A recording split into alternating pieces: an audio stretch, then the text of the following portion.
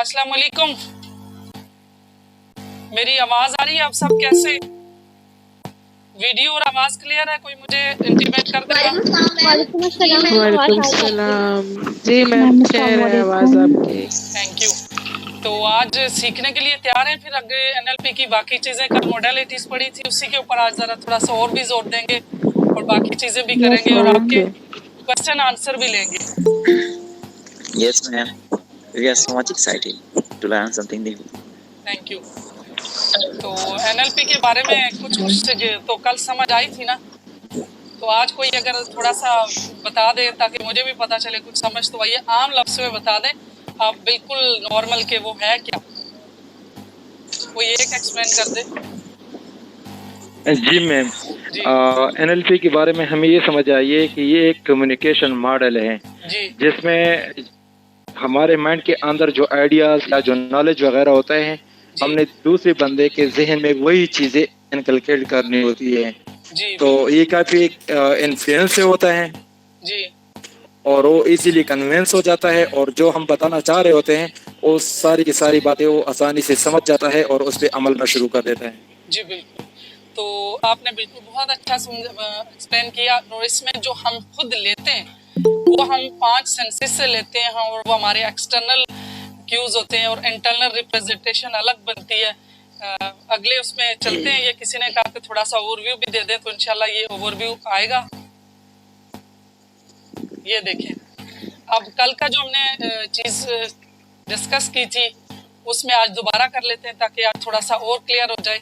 जो हमारी daily life में 2 मिलियन बिट्स ऑफ इंफॉर्मेशन होती है, वो किस तरह से हमारे माइंड में जा रही होती है। जो हमारी मेमोरी, जो हमारी वैल्यूज़, जो हमारी लैंग्वेज, जो मेटाफोर, एटीट्यूड्स और डिसीजन, ये सारी चीज़ें बनती हैं। वो हम सारी इंफॉर्मेशन लेते कहाँ से?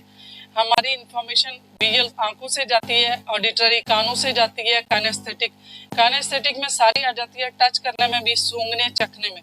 ये सूंघने वाली को ऑल्फैक्टरी भी कहते हैं और गैस्ट्रेटरी टेस्ट करने को। ये लैंग्वेज के ये नाम दिए गए, बेसिकली वही सेंसेस हैं, चखना, सूंघना, टच करना, देखना और सुनना। ये सारी वही चीज़ें, इनके नाम ज़्यादा है। अब जब ये इंफॉर्मेशन जाती है, जैसे कल आपको बताया था, तो शुरू में जो हमारी वैल्यूज़ बनती हैं, जो बिलीफ सिस्टम बनता है, जो हमारे फिल्टर लगते हैं, तो फिल्टर उस एज तक लग जाते हैं जब हमारी पर्सनालिटी डेवलप होती है। तो वो पर्सनालिटी 7 ईयर तक ऑलमोस्ट कंप्लीट हो जाती है। तो उस वक्त तक बच्चे का क्रिटिकल माइंड काम नहीं करता, वो एक स्पंज लाइक होता है। उसकी जो ब्रेन की फ्रिक्वेंसीज होती हैं वो अल्फा और डेल्टा के दरमियान जो है ना, वो शुरू के कुछ 3-2.5-3 साल तक तो वो डेल्टा में होते हैं, फिर अल्फा में होती हैं। और आपको अगर कुछ ब्रेन फ्रिक्वेंसीज पता हो, तो हमारी कुछ दिमाग की, जिस तरह से हार्ट ईसीजी करते हैं तो हार्ट रेट होता है, इसी तरीके से दिमाग का भी जो है ना वो ब्रेन की बीटिंग होती है, जिसको फ्रिक्वेंसी कहते हैं। तो वो एक दिन में जो हमारी सोचें होती हैं वो 40,000 से 80,000 तक होती हैं, और वो जो सोच होती है उसकी फ्रिक्वेंसी होती है।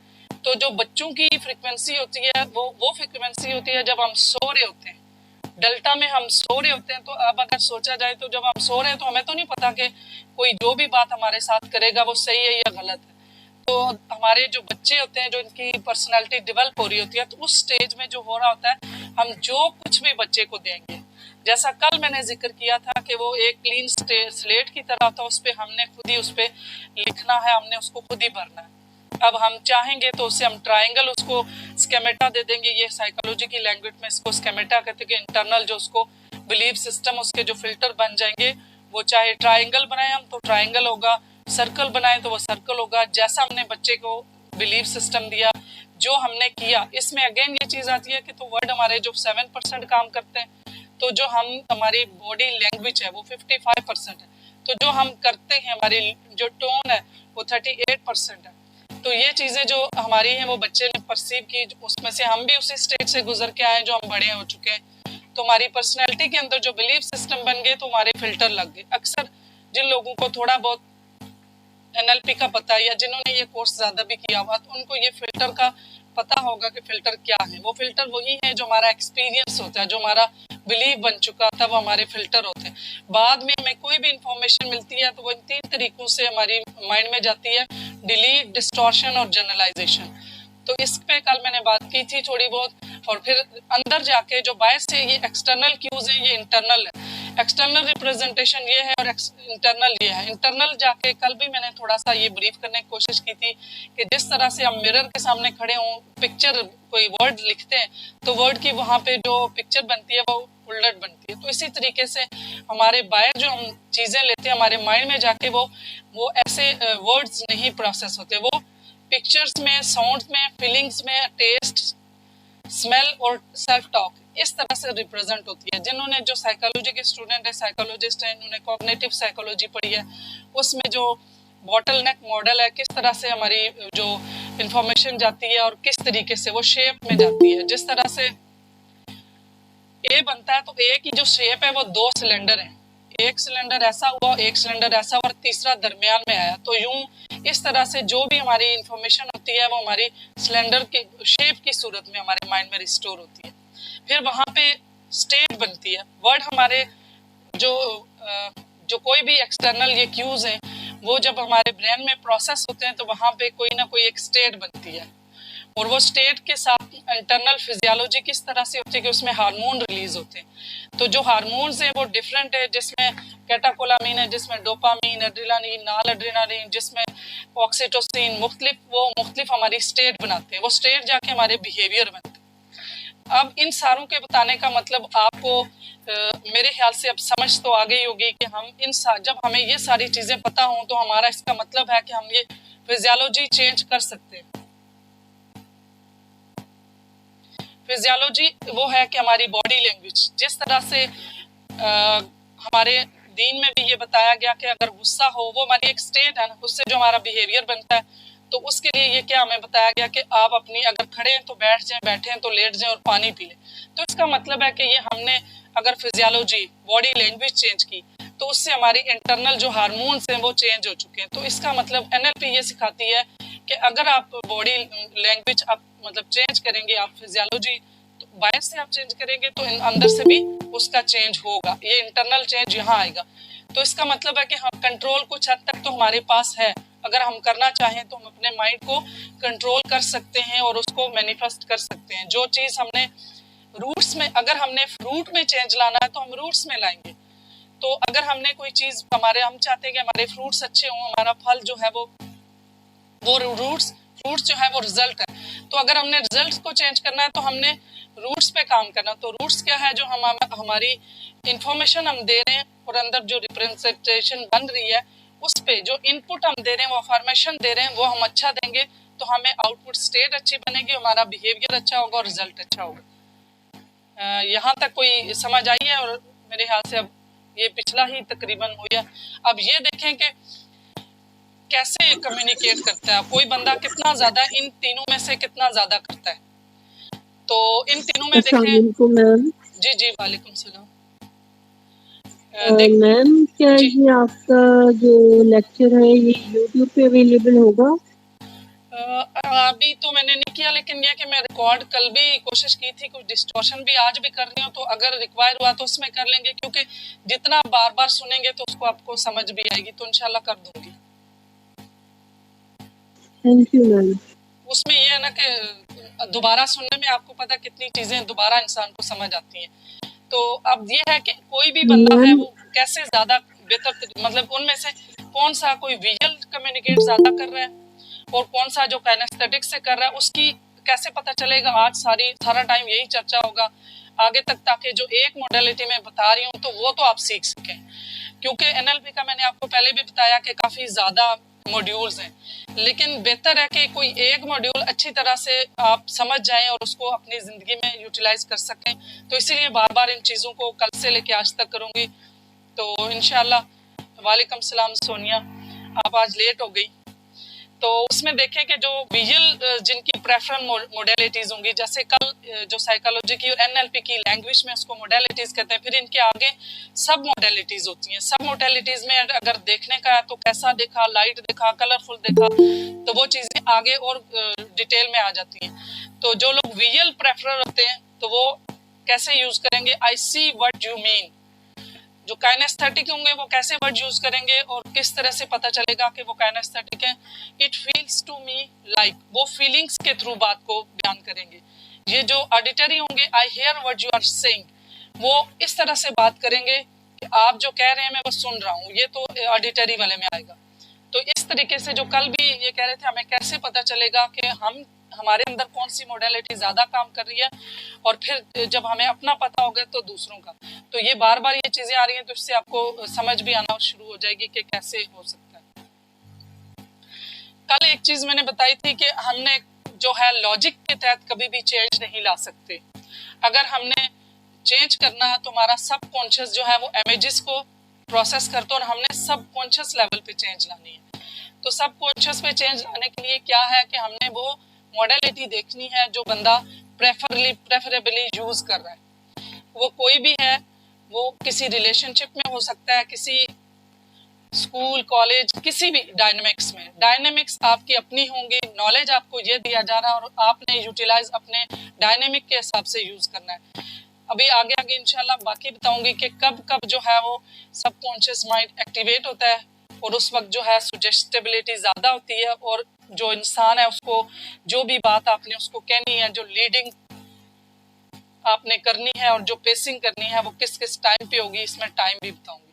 और ये बात आज आपको समझ आ गई होगी कि हमने चेंज अगर लाना है तो सब कॉन्शियस लेवल पे लाना है, क्योंकि वो इंटरनल जाके एक इमेज वहाँ रिप्रेजेंटेशन बन जाती है, तो हमने वहाँ उस लेवल पे जाके चेंज करना है। हमने लेक्चर से या हमने जो लॉजिकली किसी को समझाने से वो चीज़ें कम ही जो है ना वो चेंज होता है।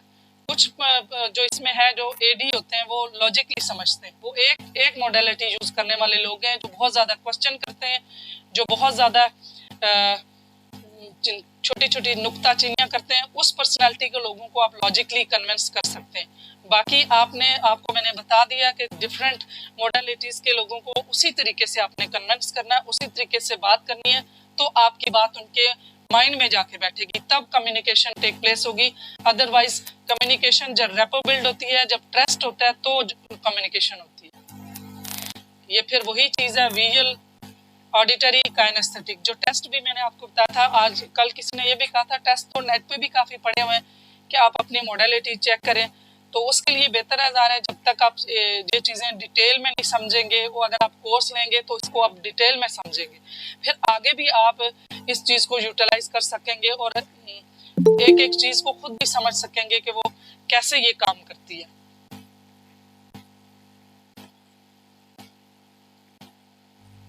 अब ये अल्फाज पे मबनी जो लोग काइनेस्थेटिक होती हैं, जो फीलिंग के साथ चीज़ों को सीखते हैं और समझते हैं, और वो चाहते हैं कि उनको ऐसे ही समझाया जाए, तब क्योंकि उनका प्रेफरल सिस्टम एक ऐसा है, अगर उनको बात इस तरीके से जो नहीं समझाई जाएगी तो वो उनको नहीं समझ आएगी।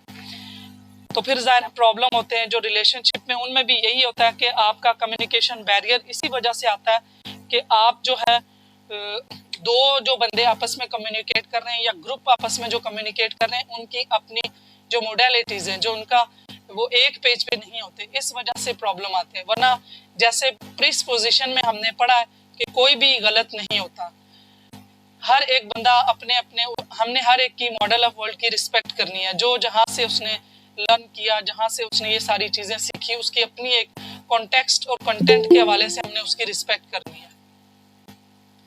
तो इसमें जो काइनेस्थेटिक लोग होंगे, तो अगर कोई उनका अनुमान होगा, अगर वो लिखेंगे या पढ़ेंगे या अपने अल्फाज बयान करेंगे, तो वो कैसे करेंगे? किताब के अनुमानात बहुत अच्छे दिखाई देते हैं।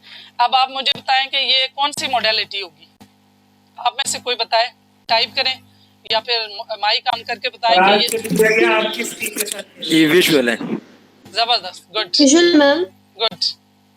किताब के अनुमानात का लहजा बहुत अच्छा, माशाल्लाह। ये इसका मतलब है मुझे एनएलपी आती है। मैंने कल कहा था कि मैं अगर समझा पाई तो इसका मतलब मुझे एनएलपी आती है। तो आज से आप लोगों को भी एनएलपी आ गई और आप यहाँ तक जो लेक्चर हो चुका है, माशाल्लाह माशाल्लाह, बहुत ग्रेट, वंडरफुल वंडरफुल, ग्रेट, सब ने बहुत अच्छा जवाब दिया। अब दूसरे का बताएं, किताब के अनुमानात का लहजा बहुत अच्छा है, ऑडिटरी, जबरदस्त। बाकी सारे भी टाइप करें माशाल्लाह। मुझे लग रहा है ये मेरी अप्रिसिएशन है कि मुझे एनएलपी आती है, क्योंकि ये आपको इसका मतलब है समझा पाई हूँ मैं। जबरदस्त, गुड, बहुत अच्छा, सारे माशाल्लाह, ग्रेट, वंडरफुल, जबरदस्त। चलें, अब मुझे नेक्स्ट बताइए कि किताब के उन्वानात को अच्छे अंदाज में छुआ गया है।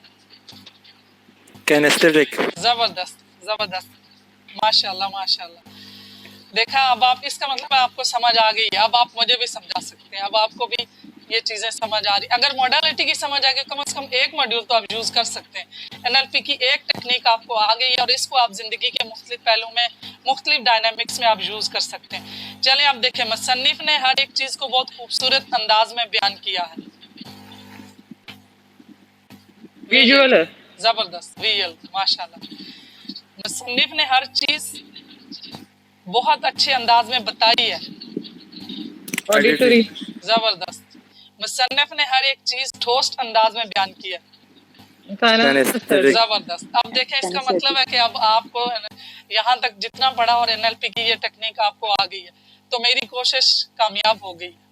थैंक यू, वंडरफुल, माशाल्लाह, बहुत अच्छा आपका रिस्पांस रहा। और इसमें आप लोगों का भी है कि आपने वो स्टार्ट में मैंने कहा था कि जो आपके बिलीफ सिस्टम का ढक्कन है, आप वो थोड़ी देर के लिए हटा के आप उसको साइड पे रखें और आप सुने। तो इसका मतलब है कि आपने सुना, आपको अप्रिशिएशन ज्यादा जाती है। माशाल्लाह, आपने बहुत अच्छा समझा। ये देखें, अभी वही प्रेडिकेट्स, इनको एनएलपी की लैंग्वेज में कहते हैं, जो अल्फाज हम यूज करते हैं। अब बस जो देखने के अल्फाज हैं वो ये हैं, जो इनकी सब मोडेलिटीज हैं। उसमें देखना, नज़ारा करना, चमकना, धुंधला, रोशन, रंगदार, खूबसूरत। सुनने वाले को सुनना, आवाज, म्यूजिक, बजना, बुलाना, शोर मचाना, बोलना। अब जो फील करना, काइनेस्थेटिक जो है, महसूस करना, काबू करना, पकड़ना। अब आप ये भी देखिएगा कि ये वर्ड जब यूज होंगे तो आपको ये चीज पता होनी चाहिए कि ये अगर कोई कह रहा पकड़ना, तो ये काइनेस्थेटिक पर्सन है। अभी सख्त होना अगर बोल रहा है ये बंदा सख्त है, तो वो इसका मतलब है कि वो भी काइनेस्थेटिक है। उसके साथ हमने किस तरह के अल्फाज यूज करने ताकि उसको समझ आए। फिर ये नरम होना, ये सारी चीजें आप देखें कि ये आपको पता चल जाएगा कि इन वर्ड से भी। गरम, ठंडा, ये सारे अल्फाज जो हैं ये भी आपको बता देंगे कि अगर कोई बंदा इस तरह के वर्ड यूज कर रहा है तो आपको उससे पता चल जाएगा इसकी मॉडलिटी कौन सी है। अच्छा, फिर जो एडिटरी, डिजिटल ऑडिटरी, उसमें ये है, मैंने एक तो ये बताया था कि वो साइंटिफिक लॉजिकली क्वेश्चन करेंगे, क्वेश्चन बहुत करेंगे, और जो छोटी छोटी बातों पे नुक्ताचीनी करेंगे वो ये लोग होंगे। और फिर उनमें इन मॉडलिटीज का तीनों का या दो का होना जरूरी होगा, तो फिर उसको एडी कहेंगे। रैपोर बिल्डिंग के बारे में आपको, रैपोर क्या है ये आपको पहले भी बता दिया है कि ऐसी जो ट्रस्ट बिल्डिंग इन्वायरमेंट क्रिएट करना, और क्लाइंट और जो भी अगर रिलेशनशिप में है, मुख्तलिफ डायनेमिक्स में है, तो उनके दरमियान जो मीनिंगफुल कम्युनिकेशन हो। और फिर जब रैपो बिल्ड हो जाती है तो उसमें ये होता है कि अगला, दोनों के माइंड में जो है ना फिजियोलॉजी, वो एक कंफर्ट, वो स्ट्रेस वाली नहीं रहती। वो दोनों एक दूसरे के लिए वो एक कंफर्टेबल और रिलैक्सेशन फील करना शुरू कर देते हैं, क्योंकि वो इंटरनल जो उनका सब कॉन्शियस लेवल पर कनेक्शन उनका बन जाता है। अब मैच और मिरर, एक्सटर्नल क्लूज, ये चीजें कुछ पहले भी, ये बार बार इसलिए हैं कि आपको आज कम से कम एनएलपी आ जाए और मुझे भी आप चेक कर सके मैं कहाँ गलत बोल रही हूँ। परसेंटेज वर्बल और नॉन वर्बल कम्युनिकेशन की क्या है, जो एक्सटर्नल क्यूज बताया। वर्ड का ऑलरेडी आपको पता चल चुका है 7% एफर्ट है, जो हमारा माइंड प्रोसेस करता है अल्फाज को, वो सिर्फ 7% है।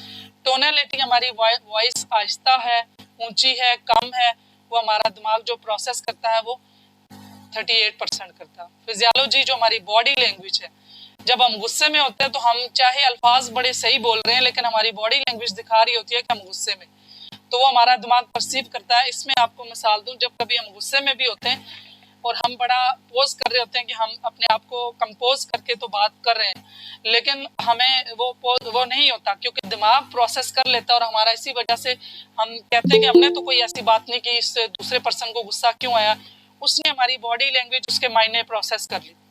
इसमें अगर मैं एक अपनी मिसाल दूं कि मैं अगर किसी काम में जल्दी है मुझे, और मैं बहुत ज़्यादा अभी स्ट्रेस में और काम जल्दी कर रही हूँ, और अपने बच्चे को मैं खाना या कोई चीज़ पकड़ा रही हूँ, मैं उसको दूध दे रही हूँ, मैं उसको जल्दी से दे रही हूँ कि ये लो, जल्दी करो, जल्दी से पकड़ो। अब क्या बच्चे ने, मैंने अल्फाज तो ये कहा है कि ठीक है आप बच्चे दूध पी लो, ले लो या खाना ले लो, लेकिन क्या मेरी बॉडी लैंग्वेज तो उसने प्रोसेस कर ली। अब उसके माइंड ने जो प्रोसेस की, तो उसको भी गुस्सा आ गया कि भाई मुझे इतने इस तरीके से क्यों मेरे साथ डील किया। तो ये चीज़ें हम नहीं फोकस करते।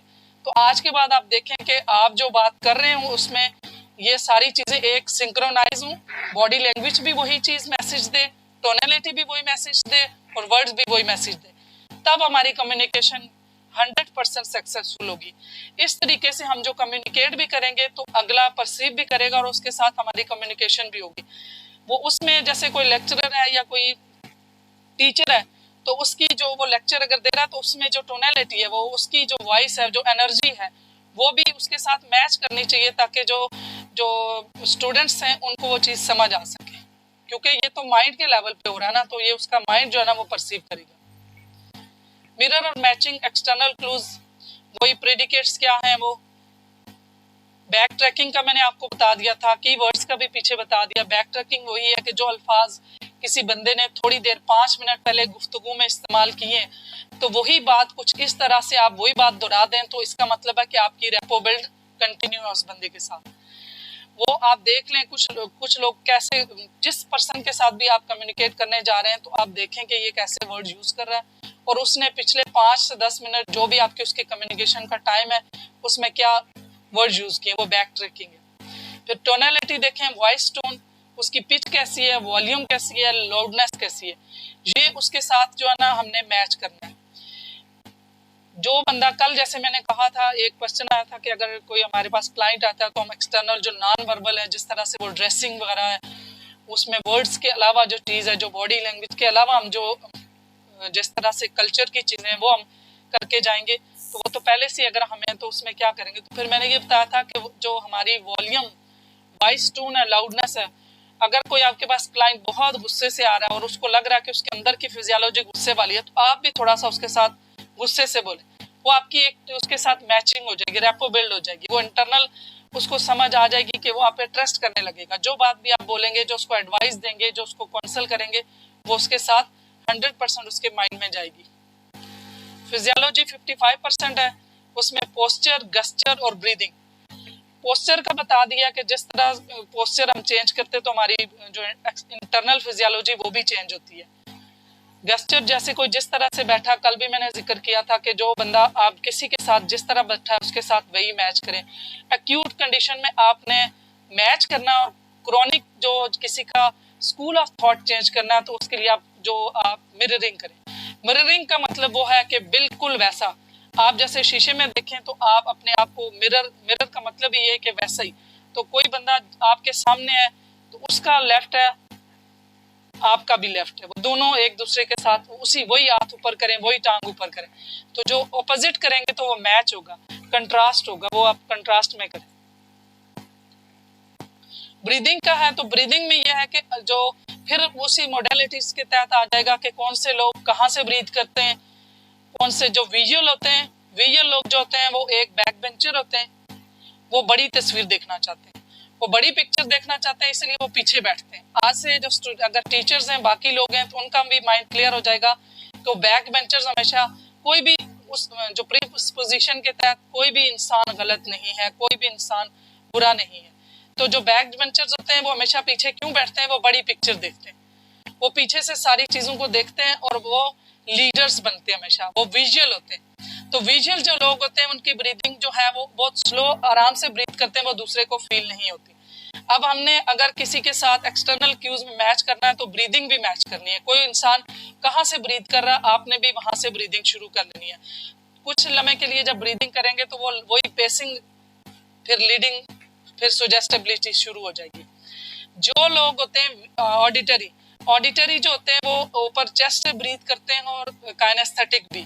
इनकी ब्रीथ जो काइनेस्थेटिक है उनकी ब्रीदिंग दूसरों को भी नजर आएगी। उनमें अगर लेडीज हैं तो वो ब्रीथ करेंगी तो उनके दुपट्टे से भी नजर आएगा कि ये ब्रीथ कर रही है, उसमें पता चल जाएगा ये काइनेस्थेटिक है। कुछ एक ये मोटे मोटे चीजें मैं आपको बता रही हूँ जो कि जर्नल चीजें, जो डीपली और इनके बेसिक्स कॉन्सेप्ट और इनके पीछे जो लॉजिक है उसके लिए तो ज़्यादा डीप कोर्स अगर इंडेक्ट करेंगे तो उसमें सारी चीज़ें मिलेंगी। इतनी चीज़ें जो है वो आप जनरली कुछ मोटी मोटी चीज़ें मैंने बताई हैं। और एडी जो लोग हैं वो भी इसी तरह, उनकी ब्रीदिंग का भी पैटर्न होगा और आपने ब्रीदिंग के साथ भी मैच करना है कि आप खुद भी उसी तरीके से ब्रीथ कर लेना है। तो ये कितनी टाइप्स हैं जिससे आप मिररिंग और मैचिंग कर सकते हैं। इसमें वॉइस भी आ गई है, वर्ड भी है, वर्ड्स भी हैं, बैक ट्रैकिंग भी है पोस्चर है, गस्चर है, फिर ब्रीदिंग है। इन सारी चीज़ों से आप किसी इंसान को मिरर और मैच कर सकते हैं।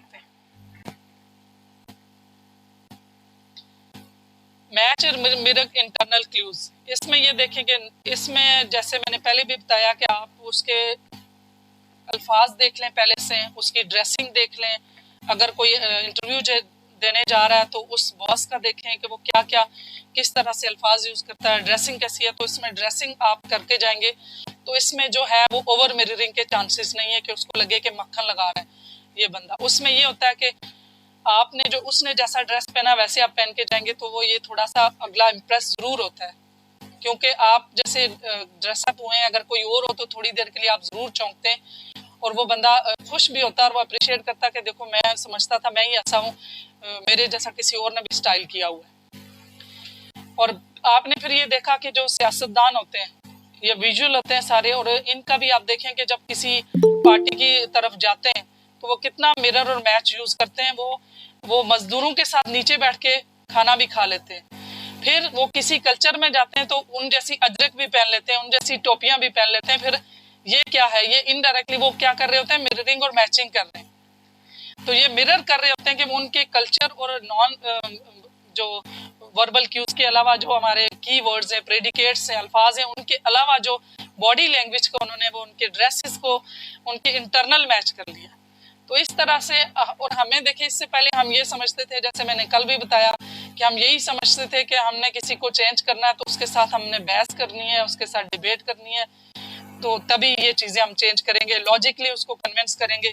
तो अब ये NLP जो अब जब से आया है 1970 से लेके अब तक, ये चीज़ बहुत ज़्यादा लोगों को समझ आई है और बहुत लोगों ने सक्सेस की है कि स्किल सीख के तो आप जो है ना आप सक्सेस में ज़्यादा आगे जा सकते हैं, वो अचीवमेंट कर सकते हैं और फिर एक्सीलेंस की तरफ जा सकते हैं। तो स्किल यही है कि हमने ये वाली स्किल्स है ना कि हमने अपने अंदर ये स्किल पैदा करनी है कि कैसे किसी को हमने मिरर करना, कैसे मैच करना। अब अप्रोच कैसे हो सकती है, हम किस तरह से किसी को जान सकते हैं कि हम उसको मिरर और मैच करें। तो उसमें मैंने ये देखें इन पर्सन कम्युनिकेशन, उसके साथ कोई ना कोई जानने वाला कोई बंदा उससे पूछे कि ये बंदा, और हम लोग ये अनकॉन्शियसली और ना जानते हुए भी ये कर रहे होते हैं। अगर हम किसी से बात करना चाहें, किसी से कोई काम हो तो हम कह रहे हो तो किसी से पूछ रहे थे यार वो बंदा कैसा है। तो ये भी एक हम जो है ना वो अप्रोच कर रहे होते हैं ना कि हम किस तरह से उस बंदे के बारे में जान सकें। तो एक तो ये तरीका है कि हम किसी से उसके बारे में पूछें। दूसरा तरीका ये है कि हम नेट पे भी देखें कि वो अगर वो बंदा कोई कंपनी का है या फिर हमारे कोई इस हायरिंग के लिए है या फिर किसी स्कूल टीचर है इस तरह के, तो उसका प्रोफाइल भी देखें, उसकी फेसबुक पे पोस्ट देख लें। 2-3 पोस्ट से पता चल जाएगा कि हाँ इसके साथ ये बंदा मतलब सियासी बात ज़्यादा करता है, रिलीजियस बात ज़्यादा करता है, लॉजिक वाली बहुत ज़्यादा करता है या फीलिंग्स वाली बात करता है। तो ये जब सारी चीज़ें पता चल जाएंगी तो आपने ये इन्फॉर्मेशन कलेक्ट कर ली, ये अप्रोच आपने कर ली, तो जब आप उस पर्सन के साथ कम्युनिकेशन करने जाएंगे तो आपको वो चीज़ आपके पास होगी। और एक और भी हो सकता है कि जब आपको इन सारी चीज़ों से भी नहीं समझ आ रही कि मैं कैसे पता चले कि ये बंदा कैसे, उसके क्या प्रेडिकेट्स हैं और किस तरीके से वो चीज़ों को, उसके मोडेलिटीज़ कौन सी हैं, तो उसमें आप अपने आप को मैसेज दें और अपने आप के साथ करें कि जब आप सोने के लिए जाएं तो वो टाइम एक ऐसा होता है जब थोड़ा सा बंदा नींद गुनूदगी में होता है, तो अल्फा स्टेट होती है। तो हमारा अपना सबकॉन्शियस बहुत सी जो है ना बहुत ज़्यादा जो आइडियाज़ देता है, बहुत सी सजेशन वो खुद देता है। तो जब हम उस वक्त खुद को ये कहेंगे कि मुझे कोई आइडिया मिल जाए कि इस बंदे के साथ मैं कैसे मिररिंग और मैचिंग करूँ, तो उस टाइम भी आपको जो आइडिया आ जाएगा वो बहुत परफेक्ट होगा, क्योंकि वो आपके सबकॉन्शियस ने दिया है। और बहुत से लोग पावर ऑफ सबकॉन्शियस भी जानते हैं कि वो कितनी है। हमारे अपने अंदर बहुत सी विजडम है, सब चीज़ें तो अल्लाह ताला ने हमारे अपने अंदर रखी हैं। हमें अपने अंदर का जो सबकॉन्शियस है उससे भी बहुत सी चीज़ें मिल सकती हैं।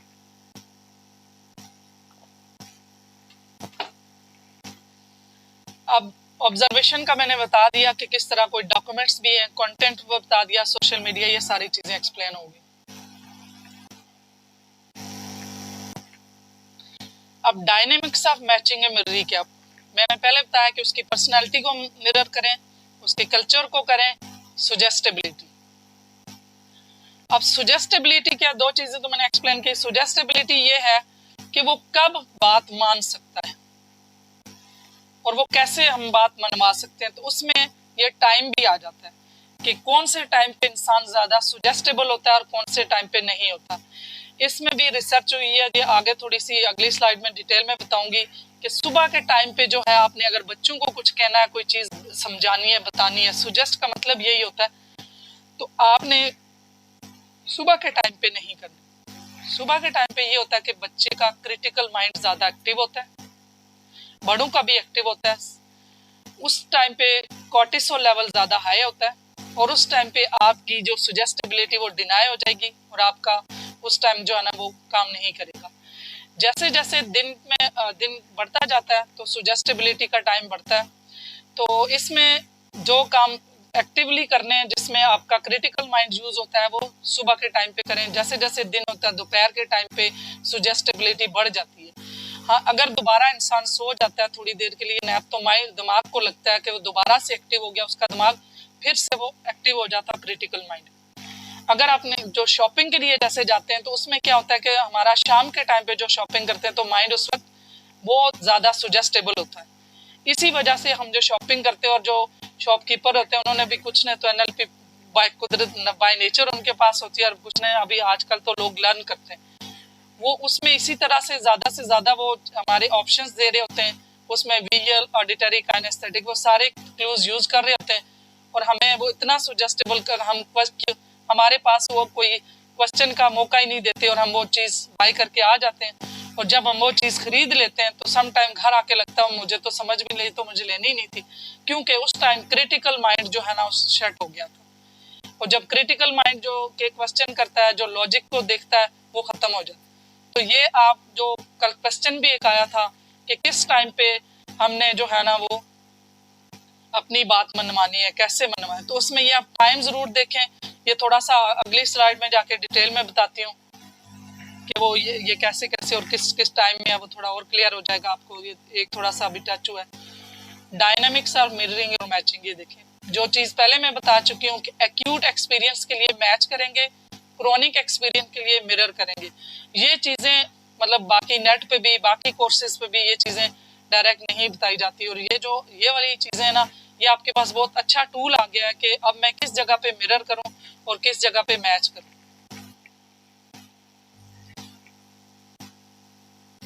स्ट्रेटजीज क्या है एनएलपी की, एनएलपी काम कैसे करती है, उसमें रैपोर बिल्डिंग है, कम्युनिकेशन है, एंकर, मोडेलिटीज, मेटाफोर, जो पहले भी ये चीजें मैं बता चुकी हूँ, उनका गोल यही है। हिप्नोसिस भी, तो उसमें से जो ज्यादा मैंने डिस्कस किया ये किया, और थोड़ा सा हिप्नोसिस का भी बताऊंगी, और बाकी चीजें ज़्यादा उतनी डिटेल में उसके लिए टाइम दरकार है। अब क्या क्या चीजें हैं जो अफेक्ट करती है मिररिंग और मैचिंग में, तो उसमें अफेक्ट जो चीजें करती हैं वो एक सुपर मिररिंग, मक्खन लगाना। बहुत ज्यादा आपने मिररिंग कर ली और अगले को पता चल गया कि इन्होंने बहुत, ये तो मुझे मक्खन लगा रहे, तो इतनी चीजें करें कि अगले को पता ना चले। फिर दूसरी क्या चीज है कि जिस वजह से जो अफेक्ट करती है, दूसरा factor lack of self understanding, अपना ही नहीं पता कि मेरी मोडेलिटी कौन सी और मैं मेरा कौन सा प्रेफरेबल जो सिस्टम है वो मुझे खुद नहीं पता। मैं विजुअल हूँ, ऑडिटरी हूँ, काइनेस्थेटिक हूँ या ऑडिटरी डिजिटल हूँ। अपने बारे में पहले पता होगा तो मैं दूसरे को सही से मिरर कर सकूंगी। लैक ऑफ अंडरस्टैंडिंग अदर्स, दूसरों के बारे में। फिर माइंडफुलनेस, जो लास्ट कल मैंने बात की थी कि अगर जो पहले मैंने बात की है तो उस वक्त तो मैंने कर ली, और थोड़ी गुफ्तगू के दौरान, कम्युनिकेशन के दौरान थोड़ी देर बाद अगर कोई ऐसी बात निकल आई जो मैंने कहा था कि अगर जो नून लीग के बारे में उसको बता दिया कि अच्छा, और फिर थोड़ी देर बाद जाके जब क्वेश्चन आया कि आपने कौन सा चैनल देखते हैं, तो उसमें अगर ये आ गया कि मैं ARY देखता हूँ, तो वो सारी रेपो बिल्डिंग खत्म हो गई। तो इन चीज़ों का हमने ख्याल रखना है कि माइंडफुलनेस, पास्ट को नज़र में जहन में रखते हुए, फ्यूचर को जहन में रखते हुए और प्रेजेंट में रह के बात करना, ये माइंडफुलनेस। प्रोग्रामिंग क्या है, NLP चेंज लाता है। जब हम चेंज करते हैं तो प्रेजेंट स्टेट को हमने जो कोई हमने टेक्निक यूज की तो हमारी वो डिजायर्ड स्टेट आएगी। तो NLP में टेक्निक्स बहुत ज्यादा हैं, ये तो एक ओवरऑल थोड़ी सी चीज बताई है। इसी जो उसका कॉन्सेप्ट है उस पर बहुत ज़्यादा टेक्निक्स हैं, उसमें एंकरिंग है, उसमें डिसोसिएशन वाली टेक्निक्स हैं, मॉडलिंग है, बहुत उसके बेस पे बहुत ज़्यादा टेक्निक्स हैं जो कि यूज़ करके क्लाइंट्स के ऊपर जो थेरेपी पे यूज़ होती हैं, जो जिन लोगों के इश्यूज़ होते हैं, जो काउंसलिंग के दौरान वो थेरेपी की जाती है, जो NLP यूज़ करते हैं, वो विदिन मतलब अगर आधे घंटे का सेशन है तो उसके दौरान इंसान की जो अनडिज़ायरेबल कोई भी चीज़, कोई भी हैबिट्स है वो चेंज हो सकती है। नेल बाइटिंग है, फोबियाज हैं, एंग्जाइटी है, सोशल एंग्जाइटी, बहुत सारी ऐसी चीज़ें जो कि वो चेंज हो सकती हैं NLP की टेक्निक से, और ये होती हैं। जैसे मैंने पहले आपको बताया कि जब सब कॉन्शियस में हमारा अप्रोच हो जाएगी तो 100% चीज़ें यहाँ सब कॉन्शियस में ही चेंज होती हैं। अब मॉडल ऑफ माइंड क्या है? सब कॉन्शियस माइंड कुछ लोगों के तहत जो है वो 5% है जो कॉन्शियस माइंड है, कुछ के अभी ये कैपिसोनियन मॉडल ऑफ माइंड है, ये डॉक्टर जॉन कैपा है, उनका जो उन्होंने मॉडल बनाया है, इन्होंने हिप्नोसिस का ये मॉडल है, उनके तहत जो ये उन्होंने कहा कि हमारा जो कॉन्शियस माइंड है वो 12% है। उसमें हम करते क्या है, जो हमारा कॉन्शियस माइंड है उसमें हम एनालाइज करते हैं चीज़ों को, कोई सोचते हैं और प्लानिंग करते हैं। जो डिसीजन मेकिंग होती है हमारे कॉन्शियस लेवल पे होती है, और शॉर्ट टर्म मेमोरी होती है, जो हम देखते, सूंघते, चखते, या जो भी अभी आप जैसे आप सुन रहे हैं तो फौरन सारा आपका ये मटेरियल आपके सब कॉन्शियस में जा रहा है फिल्टर के थ्रू होता हुआ। अगर फिल्टर आपने हटाया हुआ तो आज सारा यहाँ चला जाएगा, अगर फिल्टर साथ लगे हुए हैं तो फिर ज़रा जो जो गया होगा। फिर उसका तरीका क्या है कि अगर बंदे को कोई चीज़ याद रखनी है, उसके फिल्टर भी लगे हुए हैं, तो रेपिटेशन, हमने ये सुना ज़्यादातर के रेपिटेशन से चीज़ें आती हैं जो हमारा एक्सपीरियंस पे। लेकिन NLP में एक नया तरीका बताते हैं, वो एसोसिएशन है। चीज़ों को एसोसिएट करेंगे तो चीज़ें याद रह जाएंगी और वो हमारे सब कॉन्शियस में चली जाएंगी। जिस तरह से इसमें एग्जांपल आपको दूं कि अगर मैं आज आपको कहूं कि पानी पीना सेहत के लिए बहुत अच्छा है और पानी हमें हाइड्रेशन जो है वो दिन में हमें 12 ग्लास पानी पीना चाहिए, लेकिन आप इसको, आपका माइंड उसको याद नहीं रखेगा। साथ अगर मैं इसको अटैच कर दूं, एसोसिएट कर दूं कि एक रिसर्च है जो कैलिफोर्निया की यूनिवर्सिटी ने रिसर्च दी है, और उस रिसर्च के तहत ये साबित हुआ है कि पानी पीने से जो है आपकी हेल्थ जो है उसमें स्किन आपकी ठीक होती है, आपकी ओवरऑल मेमोरी सही होती है, आपका डिटॉक्सिफिकेशन होता है। तो उसमें आपका माइंड ये चीज़ें, वो एसोसिएशन क्या चीज़ कर दी, वो जो रिसर्च है साइंटिफिक।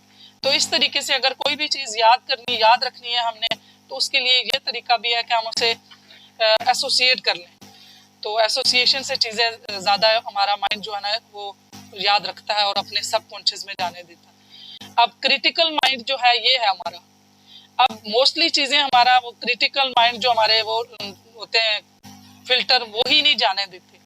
तो जब क्रिटिकल माइंड को हमने क्रॉस करना है तो वो कौन कौन से आपको बताएं। एक तो मिररिंग मैचिंग भी हो गया है, फिर वो सुजेस्टेबिलिटी के किस किस टाइम पे इंसान का क्रिटिकल माइंड काम नहीं करता, वो बताया कि सुबह के टाइम पे जो है ना वो ज़्यादा क्रिटिकल होता है बंदा, उस टाइम पे आप सुजेस्टेबिलिटी ना दें। शाम के टाइम पे, और जब बंदा अगर दिन में आपने सो लिया तो दोबारा फिर वो एक्टिव हो जाएगा, और फिर रात को सोने से पहले ये टाइमिंग है जब हमने बच्चों को या किसी को भी कोई एडवाइस करनी है, कोई चीज़ सिखानी है, बतानी है, तो वो हाँ, अगर हमने कोई जिसमें क्रिटिकल माइंड यूज़ हो रहा है तो वो चीज़ें जो सीखने वाली हैं क्रिटिकल माइंड के थ्रू, उस वक्त आप वो उस टाइम पे सिखाएं जो सुबह मॉर्निंग का टाइम। जैसे मैथ की चीज़ें दूसरी हैं, तो इसीलिए कहते हैं कि फ्रेश माइंड जो है ना वो ऐसी चीज़ें सीखें जहाँ पे आपका क्रिटिकल माइंड यूटिलाइज हो रहा है। सब कॉन्शियस माइंड जो है वो 88% है, और इसमें क्या चीज़ें होती हैं, हमारी लॉन्ग टर्म मेमोरी है, ये शॉर्ट टर्म है। यहाँ पे कुछ चीज़ें जो ज़रूरत की थी कुछ डिलीट इसी लेवल पे हो गई, कुछ यहाँ पे आ गई जो लॉन्ग टर्म में। और फिर ये उसके बाद इमोशंस और फीलिंग्स हमारी सब कॉन्शियस में होती हैं, हैबिट्स होती हैं, रिलेशनशिप पैटर्न्स बने होते हैं। हमें जो हैबिट्स होती हैं वो बाद में क्या एडिक्शन भी बन सकती हैं कुछ हैबिट्स। तो जो एडिक्शंस होती है वो यहाँ भी इस लेवल पे होती है। इनवॉलंटरी बॉडी फंक्शंस यहाँ पे होते हैं, क्रिएटिविटी होती है लॉन्ग टर्म मेमोरी में, डेवलपमेंटल स्टेजेस होती हैं यहाँ पे, स्पिरिचुअल कनेक्शन होता है, और इंट्यूशन होती है। ये सब चीज़ें हमारे सबकॉन्शियस में। तो हमने अगर सबकॉन्शियस के बहुत ज़्यादा फायदे भी हैं, कुछ टाइम के लिए हमें थोड़ा सा अपने आप को अकेला भी रखना चाहिए। जब हम अकेला और किसी सोच में जाते हैं, जब हम खुद को, तो हमारा सबकॉन्शियस माइंड उस वक्त एक्टिव होता है जो हम सोच रहे होते हैं, तो उससे हमें बहुत से आइडियाज़ भी मिलते हैं।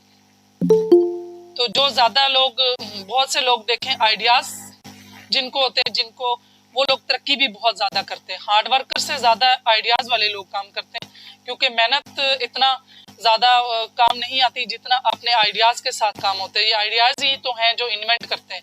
जो साइंस है वो आइडियाज़ के थ्रू ही आती है। तो हम पहले यही सोचते थे कि जो लोग हार्ड वर्कर नहीं है, और हम उनकी इंसल्ट भी करते हैं कि वो मेहनत नहीं करते, तो सब लोग हार्ड वर्कर नहीं होते। आज से कम इस लेक्चर के बाद आप सबको ये पता चला होगा कि हर बंदे की अपनी एक वैल्यू है और अपनी एक फील्ड है।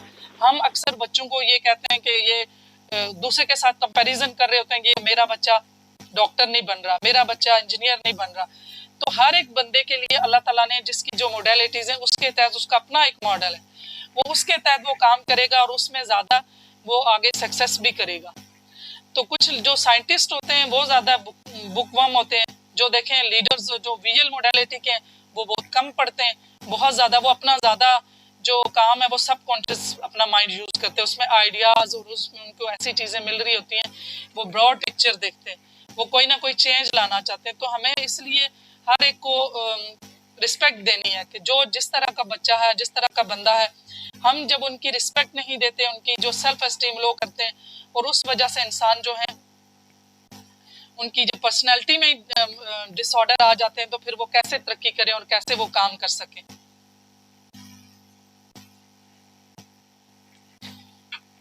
क्रिटिकल माइंड जो है ना, वो कैसे, ये देखें, वो रिफ्लेक्ट करता है, सो फोकस करता है, डिसीजन करते हैं, और प्रीफ्रंटल कॉर्टेक्स में होता है। तो यहाँ पे जो है ये क्रिटिकल बैरियर होता है, हमने इसको क्रॉस करके बात यहाँ हमने कनेक्शन करना होता है किसी से। और जो हमारा शॉर्ट टर्म माइंड है वो डिसीजन मेकिंग में है, वो रिट्रीव भी करता है मेमोरी। इसमें जब अक्सर लोगों को ये कहा जाता है कि आप वॉक करें, आप अपने आप को बिजी करें, तो वो इसलिए कहा जाता है कि यहाँ से ये जो इसका एक काम है कि पीछे से मेमोरी की सीट के लेके आ रहा है, तो जब ये बिजी होगा तो ये पास्ट की मेमोरी भी नहीं लेके आएगा। तो जब हम वॉक करते हैं तो उसमें भी जो ये होता है कि ये उसमें जो बिजी हो जाता है और पीछे से जो नहीं घसीट के लाता, और हमारी जो मेमोरी, जो हमारे माइंड से हार्मोन ऐसे रिलीज होते हैं जिसमें सेरोटोनिन है, जो खुशी के हार्मोन्स है, डोपामिन वगैरह, वो रिलीज होते हैं वॉक में। तो जो हम वैसे सोच के हमारे पास्ट में जो कोई बुरी मेमोरी स्टोर हुई होती है, तो वो उस वक्त हम बिजी हो जाते हैं, तो वो ये घसीट के नहीं लेके आता। तो फिर दिमाग कोई चीज़ जो बड़ी कर लेता है वो उसके लिए बड़ी है। जो कल मैंने आपको कहा था कि आंखों के आगे अगर हम हाथ रख लें तो सूरज कितना बड़ा वो भी नहीं देख सकते। तो अगर कोई चीज़ जो हमें बार बार पिंच कर रही है दिमाग में, वो बड़ी होके ब्राइट होके वो बार बार आ रही है, तो वो बड़ी, वो दिमाग के लिए ज़्यादा बड़ी है और उसी पे काम हो रहा है। तो हमें वो बड़ा करना है जो हमें चाहिए। हम करते क्या हैं, जो कल मैंने आपसे कहा था कि आपने रेड एप्पल के बारे में नहीं सोचना तो वो एप्पल ही आता। हमने जो करना है अपने माइंड को वो बताना है।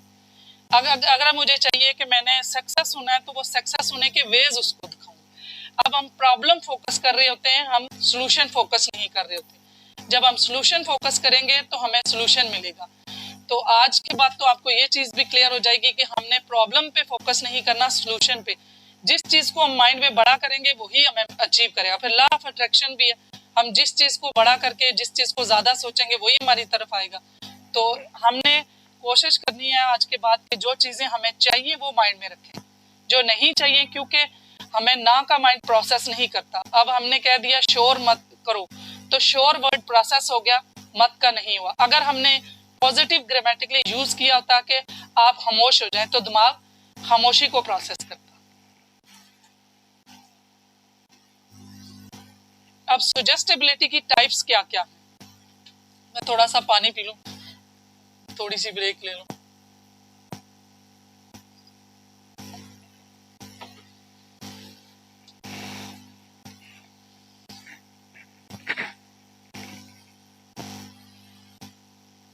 अब किस तरह से इंडिविजुअल जो है वो इंटरप्रेट करता है और रिसीव करता है, और जो भी उसको मैसेज दिया जाता है। सुजेस्टिबिलिटी की टाइप क्या क्या है? फिजिकल सुजेस्टिबिलिटी, अगेन इमोशनल सुजेस्टिबिलिटी, सोमलिस्ट सुजेस्टिबिलिटी और इंटेलेक्चुअल सुजेस्टिबिलिटी। फिजिकल देखें, इमोशनल वही विजुअल, काइनेस्थेटिक, और ये कोई भी हो सकता है, इनमें कोई भी है, ये हर तरह से सुजेस्टिबल है। इनको कुछ चीजें दिखाई जाएंगी तो इनको सजेस्टेबल होंगी। ये इनको इमोशनली इनके साथ कोई ना कोई इमोशनल बात की जाएगी तो ये इनको बात अच्छी लगेगी और ये बात को समझेंगे। ये इनको लॉजिकली कोई बात की जाएगी जो इंटेलेक्चुअल है तो इनको समझ आएगी, तब ये बात को अच्छी तरह से समझेंगे और सजेस्टेबल होंगे। हमारी बात को उनके जो लाश तक, उनके सबकॉन्शियस तक जाएगी। डायनेमिक्स ऑफ सजेशन, इसमें क्या क्या, फिजिकल सजेस्टेबिलिटी में क्या है, message unit, image, thoughts, physical feelings और इमोशनल रिस्पॉन्स। मैसेज यूनिट क्या है? फिजिकल में हम कोई, जिस तरह पहले बताया कि पहले से वो जैसे ड्रेसिंग में भी आ गया और कुछ उस तरह के पम्फलेट कोई चीज़ ऐसी क्रिएट कर ली कि जिस तरह से उसको, ये मैसेज यूनिट ही आते हैं। पहले से कोई बातें किसी के थ्रू बात पहुंचा दी, ये सारे मैसेज यूनिट है कि जो बात उससे लिंक करती है वो मैसेज यूनिट ही है। इमोशनल सजेस्टेबिलिटी में भी मैसेज यूनिट, जिस तरह से उनकी कोई उसकी थॉट्स क्रिएट कर ली, कोई ऐसी बात कर ली कि जो उसको उस तक पहुंच गई, उसको अच्छी लगी, फिर वो कोई इमेज ऐसा किया कि जो उसके अंदर ऐसा इमोशन क्रिएट करे, कोई पिक्चर ऐसी भेज दी, कोई ऐसा कोई भी चीज़ ऐसे, जो भी आपका काम है, जैसे भी आप करना चाहते हैं, आप जैसे बच्चे हैं तो आप उनको कोई चीज़ सिखाना चाहते हैं तो ऐसी पिक्चर दिखाएं कि जो उसकी फीलिंग्स को टच करे, वो ऐसी हो कि उसके अंदर फीलिंग्स क्रिएट हो, तब वो सीखेगा और उसके अंदर फीलिंग जो है ना, इमोशनल रिएक्शन पैदा होगा। अब हैंड राइटिंग से भी पता चल सकता है कि ये बंदा फिजिकल सुजेस्टेबल है, इमोशनल सुजेस्टेबल है या समोनलिज्म है। अब उसमें ये तो ज़ाहिर है हैंड राइटिंग का जो पूरा ग्राफोलॉजी का कोर्स है, लेकिन ये थोड़ा सा टच जनरल दिया कि अगर कोई बंदा इस तरह से एम लिखता है तो इसका मतलब है कि वो 60% फिजिकल सुजेस्टेबल है, उसको चीज़ें दिखाई जाएंगी, विजुअल है वो बंदा। अगर एम इस तरह लिखता है तो इसका मतलब है 60% इमोशनल सुजेस्टेबिलिटी है, उसके लिए कोई फीलिंग्स ऐसी, कोई ऐसी चीज़ें जो उसको उसके इमोशंस को टच कर सके वो करनी पड़ेंगी। और ये इस तरह लिखता है तो ये दरमियान में ये तीनों टाइप्स का हो सकता है, वो इस टाइप का समोनलिज्म।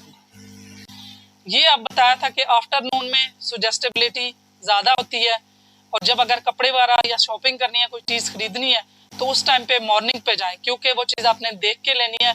जब आप आफ्टरनून में होंगे तो आपकी जो माइंड होगा वो उस वक्त ज़्यादा सुजेस्टेबल होगा, वो आपको जो चीज़ भी बताएंगे कि बाजी ये अच्छी है, ऐसी है, या इसके ये फंक्शंस हैं, ये ऐसे, तो आपके अंदर से वाई और क्यों नहीं आएगा, क्योंकि आपका उस वक्त माइंड क्रिटिकल नहीं है।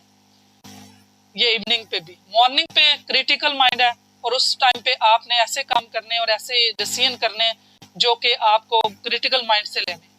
नाइट में भी फिर अगेन सुजेस्टेबिलिटी है, बच्चों को जो स्टोरी सुना के, जो बच्चों को ऐसे अल्फाज बता के, तो उस टाइम वो ज़्यादा सुनते हैं और कहानी ज़्यादा बच्चों को जब कोई भी चीज़ बतानी है, करनी है, जो कि उन्होंने उनके क्रिटिकल माइंड की करने की नहीं है, जो हैबिट बनानी है वो इस टाइम पे करें।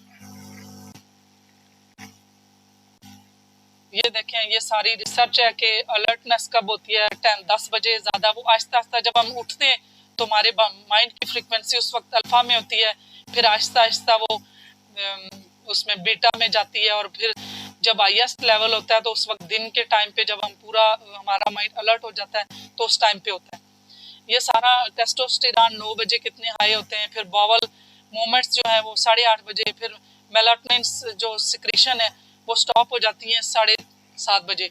ये चीज़ भी बहुत ज़्यादा हम लोगों को ये नहीं पता, ये एंटी कैंसरस भी है और इम्यून सिस्टम भी इससे बनता है, जो हमारा मेलाटोनिन है जो स्किन को कलर देता है। और ये जो रात होती है तो बाय नेचर अल्लाह ताला ने ये सर्केडियम रिदम जो है उसके तहत रखा हुआ कि जब हम सोने के लिए जाते हैं, रात होती है तो हमारा माइंड प्रोसेस करता है कि वो अभी रात हो चुकी है, और ये हार्मोन उस वक्त रिलीज होता है जब हम सो रहे होते हैं। और सुबह 7:30 बजे, कुछ ने अभी नई रिसर्च में मैंने वो पढ़ी थी कि 9 बजे तक है, और उस टाइम पे अगर हम सूरज की तरफ चंद सेकंड देखें तो उसमें जो एंटी कैंसर सेल्स है ना वो हमारे अंदर जो है ना डेवलप होना, मतलब वो प्रोड्यूस होना शुरू हो जाते हैं।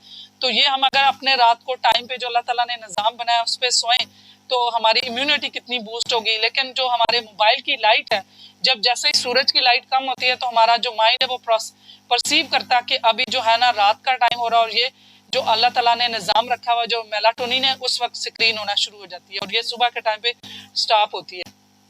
अब ब्लड प्रेशर जो है वो भी थोड़ा जो ज़्यादा होगा वो ये 6:45 बजे के टाइम है, फिर ये 6 बजे का ये सारा बॉडी टेम्परेचर जो है वो कम होना शुरू हो जाएगा। ये 4:30 बजे के टाइम पे डीपेस्ट स्लीप होती है जो रात के 2 बजे उस टाइम पे होगा। मिडनाइट का ये बताया। बावल मूवमेंट जो है रात के टाइम पे सुप्रेस हो जाती है, इसलिए कहा जाता है कि रात को खाना कम खाया जाए। फिर ये देखें कि रात के 9 बजे से लेके जो सिक्रीशन जो सिक्रीट होती है मेलाटोनिन की वो इस टाइम स्टार्ट होती हैं, जो कि हमारी इम्यूनिटी के लिए, एंटी कैंसर सेल्स के लिए और हमारी नींद को बेहतर करने के लिए ये वाला जो हार्मोन है जो रात को रिलीज होता है। तो हम अपने आप को जो तेज लाइट है वो तेज रोशनी है तो उस वक्त दिमाग ये परसीव करता है कि अभी सुबह हो चुकी है, तो फिर ज़ाहिर है वो नींद भी नहीं आती, लोगों को नींद का भी प्रॉब्लम होता है। तो उसमें यही है कि बंदा टाइम पे जो है ना मोबाइल को छोड़ टाइम पे जो रात को जैसे ही 9 बजे के बाद उस टाइम पे मोबाइल का इस्तेमाल जो ज़ाहिर है अगर जिन लोगों की जॉब है या कोई ऐसी लर्निंग हो रही है उनके लिए तो वो है, लेकिन फिर भी वो अपना रेस्ट टाइम कोई ऐसा टाइम हफ्ते में तो कुछ दिन ऐसे रखें कि वो अपने आप को इस टाइम के साथ जो एडजस्ट कर सकें। ये शाम के टाइम का है कि बॉडी टेम्परेचर यहाँ पे ज़्यादा होगा, फिर हाईएस्ट ब्लड प्रेशर होगा। ये सारी एक रिसर्च बेस्ड ये चीज़ें। कार्डियोवास्कुलर जो सिस्टम है वो किस वक्त तेज होगा। फिर ये कि कम्युनिकेशन पूरी अब दुनिया में जो कम्युनिकेशन होती है वो होती कैसे, जो 2 तरह से होती है, एक फेयर इंड्यूस किया जाता है और एक लालच की जाती है। तब इंसान एक दूसरे के चीज़ों को सीखता भी है और एक दूसरे की बात भी मानता है। ये 2 ही वे हैं कि उसमें आप थोड़ा सा फेयर इंड्यूस कर दें। जिस तरह से अक्सर ये शॉपिंग के लिए जाते हैं तो वो हमारे अंदर किस तरह से फेयर इंड्यूस करते हैं, वो कहते हैं कि वो जो नए सूट आए थे उनमें से देखो वो आखिरी सूट है वो लेके आओ, तो उस वक्त एकदम से फेयर होता है कि ये ना हो कि ये तो मुझे पसंद आया था, ये सूट है बिक जाए तो मैं ले लूँ, चाहे वो होता नहीं है वो आखिरी, लेकिन ये सिर्फ एक फेयर इंड्यूस किया जाता है। इसी तरीके से मुख्तलिफ जगहों पे फेयर और ग्रीड दोनों इंड्यूस की जाती है, जिससे हम लोग हमारी कम्युनिकेशन और हमारी अप्रोचेस जो है ना वो बढ़ जाती है। अब ये प्री पोजीशन जो हम पहले पढ़ चुके हैं कि हमने दूसरे के जो मॉडल ऑफ वर्ड की रिस्पेक्ट करनी है, जो मैप जो है वो टेरिटरी नहीं है, जो हम बोल रहे होते हैं जो कह रहे होते हैं वो रिप्रेजेंट वो नहीं करता। इसमें इसका मसले यहाँ पे ये भी बताऊंगी कि हम जब कभी जो लफ्ज़ गुस्से में बोल भी रहे होते हैं हमारे पास वो चीज़ होती नहीं है, हमारे पास वोकेबुलरी। अगर मैं एक मिसाल दूं कि जैसे कम्युनिकेशन में रिलेशनशिप में बात करें कि हमारे रिलेशनशिप में जैसे हस्बैंड होते हैं या दोस्त होते हैं तो उनको वो हमें टाइम नहीं दे पाते, तो हमें बजाय इसके कि हम उनको कहें कि हमें बेसिकली तो हमने ये कन्वे करना होता है कि हमें उनकी बहुत परवाह है और हम चाहते हैं कि हमारा वो उनके साथ कम्युनिकेशन रहे और वो हमारे साथ राब्ते में रहे या हमारे से उनकी मीटिंग हो। तो हम जब इतनी टाइम बाद जब वो अगर ड्यूटी से भी आते तो बजाय इसके कि हम कहें कि आज हमने आपको काफ़ी टाइम से देखा नहीं है, तो उससे मैसेज क्या कन्वे होगा कि हमें उनकी परवाह है, लेकिन हम कहते हैं कि आप कहाँ थे, आपने इतना टाइम मुझे फ़ोन नहीं किया, तो वहीं से हमारी कम्युनिकेशन नहीं होती, तो वो हमारी वोकेबुलरी नहीं है, हम वो कहना नहीं चाहते जो हम कह रहे होते हैं। तो हमें कहना तो वो चीज़ हमें कन्वे नहीं करना आती, तो जब हमें ये चीज़ पता होगी कि हमने कन्वे क्या करना और हमारा कहने का पर्पज़ क्या है, तो हमारे अल्फाज जो है हम अपनी वोकेबुलरी भी बढ़ाएंगे।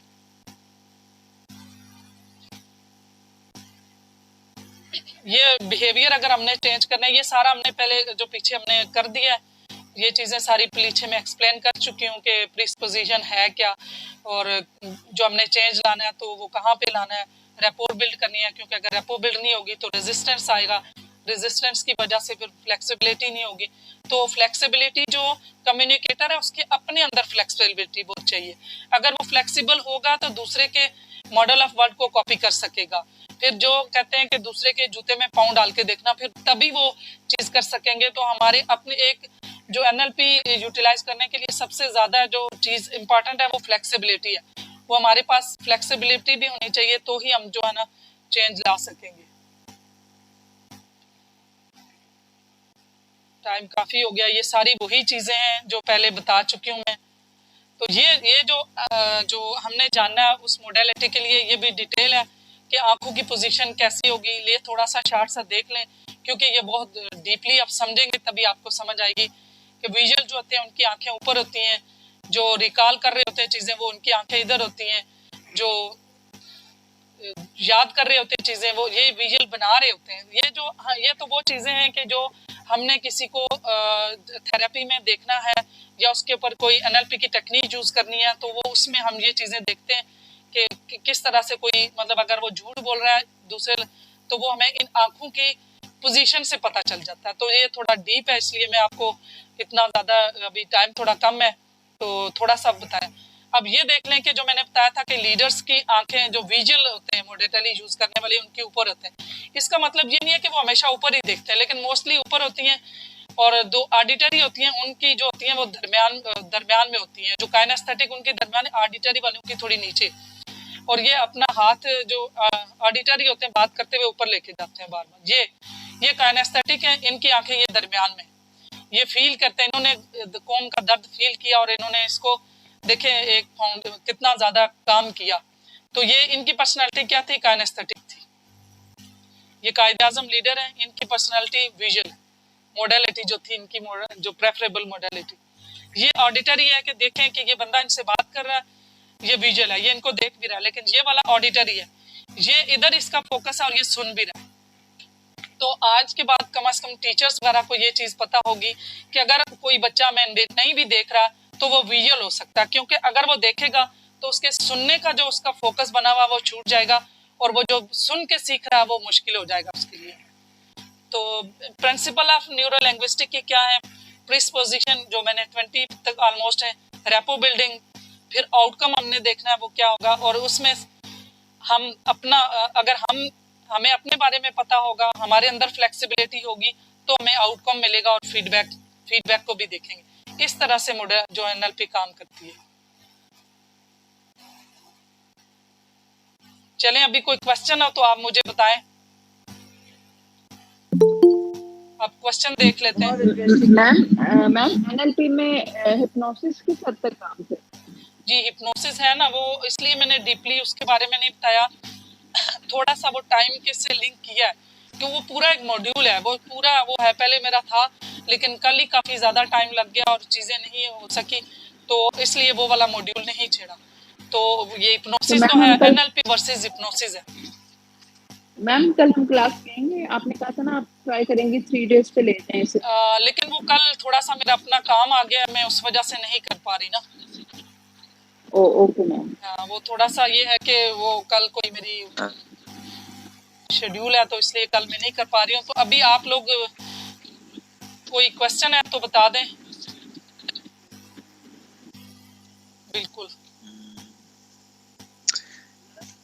मेरा क्वेश्चन स्पेशली रिलेटेड है वो रेपो बिल्डिंग से। जी। एक तो मैंने कल क्वेश्चन पूछा था कि मैंने प्रिंसिपल साहब से कैसे कब बात करनी है, और आपने जो बात की मैम के अगर हमने किसी के पैटर्न को चेंज करना हो, बिहेवियर या बिलीफ को, तो हमने उसके साथ मिररिंग करनी होगी। मिररिंग जी बिल्कुल। तो इसके अगर प्रैक्टिकल डेमो हो जाए तो कि मसलन एक क्लाइंट का इसी ग्रुप में से एक इशू पे डेमो हो जाए कि किस तरह मिरर के जरिए बिलीफ को या माइंडसेट को चेंज किया जा सकता है, तो I think it will be clear. मतलब प्रैक्टिकल, जैसे मैंने आपको बताया कि किसी का बिलीफ सिस्टम, आपका क्वेश्चन थोड़ी आवाज़ भी कम आ रही थी। क्वेश्चन ये है कि मिररिंग की कोई प्रैक्टिकल बता दें कि कैसे, यही क्वेश्चन है आपका? हाँ, कोई डेमो हो जाए यहाँ पे। Yes ma'am. हाँ, तो एक आपने दूसरा भी क्वेश्चन, पीछे भी एक कोई क्वेश्चन किया था, वही कि कैसे बात मनवाई जाए। हाँ वो मैंने, हाँ कि मैंने प्रिंसिपल साहब से कैसे बात मनवानी है तो कि मैंने आपको क्या बताया कि आपने किस टाइम पे उनसे बढ़ाओ। जी, तो आपने किस टाइम पे बात करनी है? आपको सुजेस्टेबिलिटी बताई है ना मैंने कि मॉर्निंग पे, दिन के टाइम पे माइंड बहुत क्रिटिकल होता है। आपको इसमें एक मिसाल ये भी दूं कि जैसे वाइवे के लिए अक्सर जाते हैं, तो उसमें क्या होता है कि शुरू में बहुत ज़्यादा क्वेश्चन पूछते हैं। तो इंसान की जो वैसे भी जो क्या कॉन्शियस मेमोरी है, वो अगर कोई बहुत ज़्यादा जिसकी मेमोरी वो मतलब जीनियस बंदा है, तो उसके चंक कितने हैं? 7 से 9 है। तो 7-8 क्वेश्चन बंदा पूछेगा, वो फिर सब कॉन्शियस के हवाले कर देगा। तो अब सब कॉन्शियस कब वो स्लो हो जाता है, वो आपको मैंने बता दिया कि शुरू में जो लोग आते हैं वाइवे के लिए, तो उसमें वो बड़े क्वेश्चन पूछे। बाद में तो जो आखिर में आएंगे तो कहेंगे चलो आपका नाम क्या है, चलो अपनी मर्जी से सुना दो। उसमें क्या होता है, उनका वो सुजेस्टिबिलिटी और उनका माइंड स्लो हो जाता है। इसलिए उस वक्त जो भी बात उन्होंने उनसे, वो कहते हैं कि अच्छा जो मर्जी आपकी आप वो सुना दें। तो आप वो टाइम देख के जाएं कि जिस टाइम पे उनकी सुजेस्टिबिलिटी ज़्यादा हो, क्रिटिकल माइंड काम ना कर रहा हो। और दूसरा, आप उनको आहिस्ता आहिस्ता जो नॉन वर्बल क्यूज हैं बॉडी लैंग्वेज के अलावा, जिस तरह से वो क्या वर्ड यूज़ करते हैं और वो किस तरह से वो क्या पहनते हैं, वो और कौन से उनका मतलब कि इंटरेस्ट क्या है, वो चीज़ें आप कॉपी करना शुरू कर दें। और फिर उसके बाद आप जाएं और जो आपने एक्यूट मैचिंग है वो मैचिंग भी कर दें। अगर आपको लग रहा है कि यहाँ पे ओवर मिररिंग और ओवर मैचिंग नहीं होगी तो आप कर लें कि आप पकड़े ना जाए। इसमें तो ये भी होता है ना कि अगले को पता चल जाता है कि ये मतलब क्या, जो मैं जो कर रहा हूँ वही दूसरा भी कर रहा है। तो उसमें आप ज़रा होशियारी से करें ना तो 1.5 मिनट के अंदर ये चीज़ होती है। और दूसरा जो मैंने इसमें दोनों अच्छा। तो जवाब आपको मिल गए।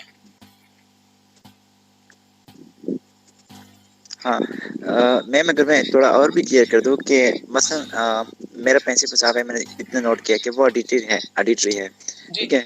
और दूसरी बात ये कि मसलन छुट्टी के वक्त वो थक चुका होता है, तो अब छुट्टी का वक्त है और वो ऑडिटरी है, तो मैं कैसे बात करूँ, क्या बात करूँ, इमोशनल मोटिवेट करूँ या मतलब क्या करूँ, कैसे बात करूँ, किस टोन में बात करूँ, और क्या जो है ना टोन जो है किसी से ऑडिटरी बात के लिए करूँ, टोन लो कैसे होती है। उनको समझाऊँ, ऑडिटरी की टोन लो अपनी होती है बात मनवाऊँ। जी। ऑडिटरी के लिए आपने टोन लो करनी है और कोई ऐसी चीज़ करनी है जो उसको अच्छी लगे। आपने उसका इंटरेस्ट भी तो देखना है ना, उसमें ये सारी लाइक डिसलाइक भी तो आता है आगे। आपने कोई ऐसी चीज़ करनी है जो उसको से अच्छी लगे, उसका इंटरेस्ट देखना है और उससे उसके इंटरेस्ट की बात करनी है। हम्म, और छुट्टी के टाइम पे अच्छा आप अच्छा, ठीक ठीक। नहीं तो आप शाम के टाइम पे भी बात कर सकते हैं, लेकिन छुट्टी के टाइम पे एग्जैक्ट छुट्टी पे ना करें, आप थोड़ा सा पहले करें, क्योंकि वो 10-12 के बाद जो है ना हाँ, वो सुजेस्टिबिलिटी बेहतर होने लगती है। सही सही, अच्छा ठीक। चलिए आज तकरीबन लोगों को कुछ समझ आई। कोई मुझे आप रिस्पांस दें, कैसा रहा आज का लेक्चर और इसको सीखना चाहते हैं आप मजीद?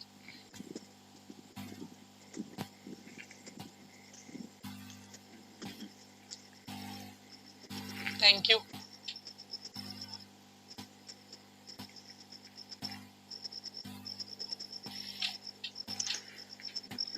अच्छा, मैं लास्ट क्वेश्चन में था कि वैसे आपकी मेंटोर के बारे में अगर पूछे एनएलपी में, और स्पेशली आपकी जो एक्सपीरियंस है प्रैक्टिस का, जस्ट फॉर इंस्पिरेशन। मुझे आपकी समझ नहीं आई।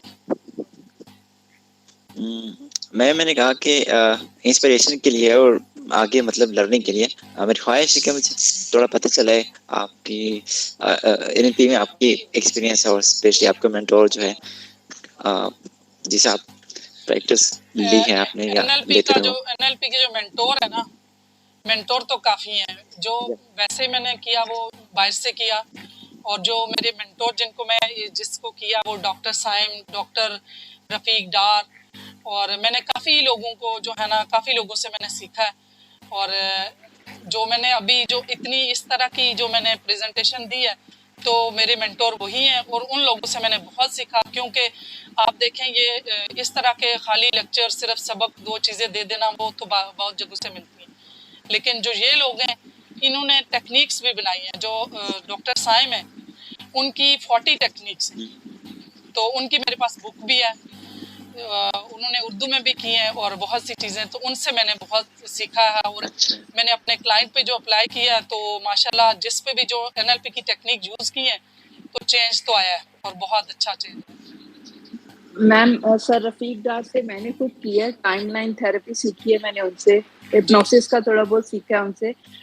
बहुत अच्छे टीचर हैं सर रफीक डार, बहुत अच्छे टीचर हैं, और वो ऐसी एक एक चीज आपके माइंड में डालती हैं मैं कहती हूँ वो कि, ऐसा नॉलेज कोई दे ही नहीं सकता जितना वो दे रहे और मैम बिलीव मी मैम, जब आप बात कर रही थी ना, ये तो अब आपने रिवील किया ना कि आपने सर से सीखा है, जब आप बात कर रही थी ना तो मुझे लग रहा था कि ये सर रफीक डार बता रहे हैं, क्योंकि उनके एनएलपी का लेक्चर सेम यही है जो आप बता रही हैं, डिट्टो यही है चीज, जी बिल्कुल। कुछ चेंज नहीं है। जिन्होंने उनको सुना उनको लगा होगा कि मैं बिल्कुल मैंने मॉडल किया है, मॉडलिंग है ना मैम आप कहाँ मिलती है? जी। मैम बिल्कुल आपको लगा मैम उनका डॉक्टर रफीक डार साहब का प्रैक्टिशनर लेवल का वो फीस चार्जेस कितना होते हैं? फीस तकरीबन? ये देखें, ये तो पर्सनल चीजें, ये तो उनसे पूछ लेना, ये तो उनकी जाए है, उनसे पूछे, ये तो पर्सनल चीजें। किसी आपने किताब ये रिवील नहीं कर सकते, बोली? ये रिवील नहीं कर सकते। आपने किताब कौन सी बोली? ये जो किताब की मैंने बात की है डॉक्टर साइम की, उनकी वेबसाइट पे पड़ी हुई है। तो वेबसाइट पे जाके वो देख लें। वो पहले कह रहे थे कि मैंने जो है ना उस पे डाल देनी है, ये इस पे दराज पे डॉक्टर और साइम। जी डॉक्टर साइम। अच्छा, ये www.drsaim करे तो या फेसबुक करें या आपको गूगल कर? आवाज आपकी क्लियर नहीं आई। मैं इनको गूगल करें या फेसबुक पे आती? वो उनकी उनकी वेबसाइट है, वेबसाइट पे देखें। अच्छा website, okay doctor Saim, thank you. जी मैम, मैंने पूछना था आप ये कोर्स आगे कब करवाएंगी, क्योंकि मैं कोर्स में इंटरेस्टेड हूँगा, क्योंकि मुझे ये बहुत अच्छी लगी है 2 दिन की। अगर आप प्रॉपर एक कोर्स करवा दें। बस फिर वो लोग जितने इंटरेस्टेड होंगे तो ये फिर कोर्स भी क्रिएट हो जाएगा। अगर किसी को मेरे कोर्स में इस तरह से समझाना और इनको बेहतर लगा तो कोर्स में तो ज़्यादा डिटेल चीज़ें होंगी, तो इंशाल्लाह अगर कोई इंटरेस्टेड है तो फिर बता देंगे, तो कोर्स जल्दी शुरू हो जाएगा।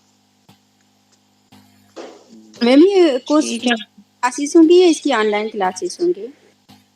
ऑनलाइन ही होंगी। फिर देखेंगे लास्ट में ये होगा कि चलो बंदा वो कोई वर्कशॉप कोई ऐसी चीज़ कर सकता है, फिजिकल भी। मैम क्या रिकॉर्डिंग मिल सकती है कोर्स की, क्योंकि मैं जो ना बाज़ औक़ात ऑनलाइन नहीं आ सकता। अच्छा, तो हाँ वो तो है, वो फिर रिकॉर्ड कर लिया करेंगे। वो जिस दिन नहीं आना होता बता दें, वो रिकॉर्डिंग होगी, फिर वो रिकॉर्डिंग आपको लिंक दे दिया करेंगे। Okay ma'am. ठीक जी मैम, मैंने कहना था इसमें बहुत सारी चीज़ें ऐसी थी जो आपका टाइम वो थोड़ा सा होने की वजह से आपने थोड़ी शॉर्ट बताई हैं। कोर्स में थोड़ी इनकी एक्सप्लेनेशन और होगी और हम अच्छी तरह और अंडरस्टैंड करेंगे।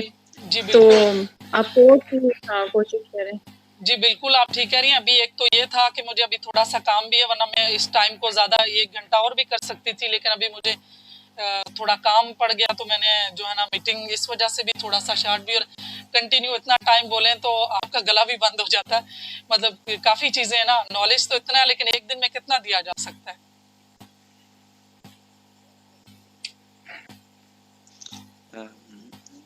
जी मैम, अगर आप इस तरह से करवाएं कि जैसे आपने मेडिटेशन वो करवाई थी 1 मंथ का कोर्स करवाया था, इस तरह से कर लें। उसमें भी हमने बहुत सीखा था, बहुत अच्छे एक्सपीरियंस हुए थे। तो अगर इसका भी हो जाए तो उसी तरह से डेली। इंशाल्लाह देखते हैं फिर कौन कौन ये विलिंगनेस आएगी, तो फिर जितने लोगों ने अगर इंटरेस्टेड हैं तो बताएंगे, तो फिर जल्द शुरू कर दूंगी। हाँ मैम, और लास्टली अगर आप ये जो पीपीटी है ना, ये नोट्स स्लाइड्स, आवाज आ रही है मेरी? जी समझ नहीं आई, कम आई आपकी आवाज। अच्छा मैम, ये स्लाइड तो आप आज शेयर करेंगी ना, ताकि हम दोबारा देख सके और स्लाइड तो नहीं जो शेयर कुछ रह होंगी, गया स्लाइड नहीं अच्छी शेयर तरह। होंगी। हाँ ये तो नहीं शेयर होंगी। अच्छा, वैसे उतना ग्रिप ना कर सके हम, तो अगर देख नहीं भी लेते वो तो बेहतर ये होता। है कि कुछ लोगों ने कहा कि यूट्यूब पे डाल दें, तो आज की रिकॉर्डिंग जो होगी और कल की, ये दोनों मैं यूट्यूब पे डाल दूंगी, वहां से आप दोबारा देख सकते हैं ना, वो आपका फायदा हो जाए। चलो फिर चलिए ठीक है, फिर चलो फिर भी देखते हैं। आप लोग इंटरेस्टेड हुए तो फिर इसका कोर्स स्टार्ट करते हैं, और जितना आपने इल्म सीखा, जो कुछ मैं आपको दे सकी, तो मेरे लिए दुआओं में याद रखें। चार्जेस क्या होंगे इस कोर्स के? ये फिर देखें क्या चार्जेस होते हैं, वो भी सारा बता दिया जाएगा ना, वो फिर ब्रोशियर और चीजें होंगी। Thank you.